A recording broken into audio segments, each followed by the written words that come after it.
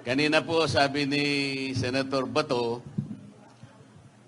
kasama po siya sa mga nagbebenta ng suka.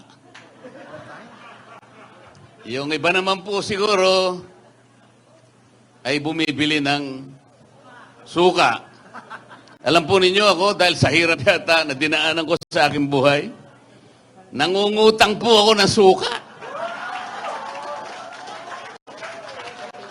Pero kahit po ganun, kahit na tayong lahat ngayon na nandito ay pinaglihi lahat sa suka,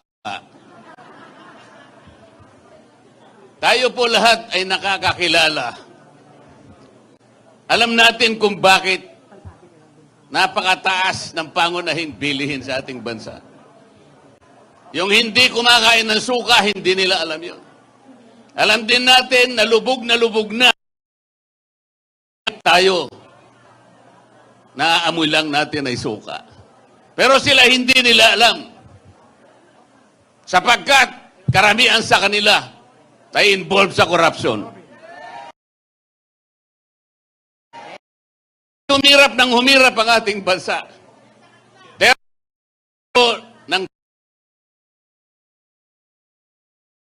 Tingnan po ninyo ang budget nyo ngayon. Budget natin sa taong ito, 6.325 trillion. Pag tinanggal mo po ang 30% dyan, ang dapat na national spending lang natin ay 4.5 trillion. Yun lang ang kailangan natin. Ano yung kanilang projected revenue? 4.8 trillion pesos. Alisin mo yung 30% na corruption, dapat 5.5 trillion yun. Sa mga tweed, ang gross revenue natin, kung wala ang corruption, will be 5.5 trillion. National spending, walang corruption, 4.5 trillion. Meron tayong surplus na 1 trillion pesos. Baligtad ang nangyari. Ngayon po, ang ating deficit, projected deficit, 1.5 trillion pesos. Katumbas ng mangungutang tayo, 122 billion pesos per month. 4.2 billion pesos per day or 173 million. Bakit po hindi niya maintindihan yan? Bakit tayo po na ipinaglihilang sa suka ang nakakaintindi nito? Napakalaki po ng problema at hamon na hinaharap ng ating bansa. Ang ginagawa nila ay para pag-awayin ang Pilipino. They impeach the Vice President even if there is no basis for it.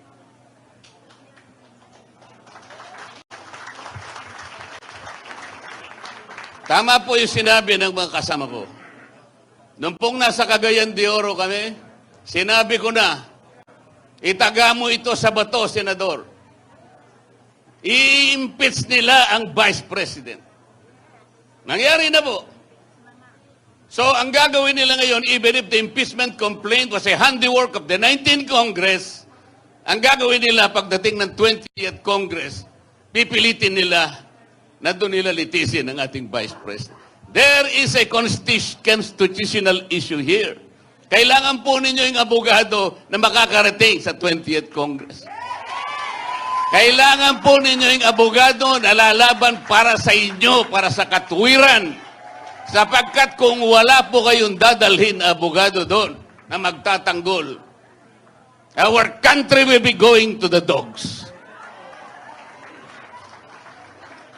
Hindi ko na po hahabaan ang aking sasabihin. Nagkakaintindihan naman po tayo. Gusto ko na lamang ikwento sa inyo nung inimbita po ako ng Filipino Inventor Society. Napakarami po pala nilang nagawang invention.